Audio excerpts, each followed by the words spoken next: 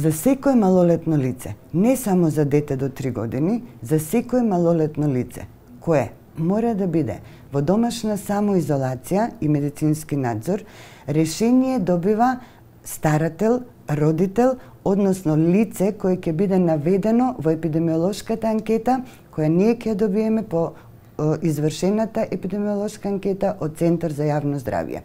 Тоа значи дека за секое малолетно лице мора да биде назначен возрасно лице кое ќе ја гарантира спроведувањето на самоизолацијата. Значи, мајка, татко, баба, тој што ќе ни биде посочен од фамилијата преку соодветната епидемиолошка анкета.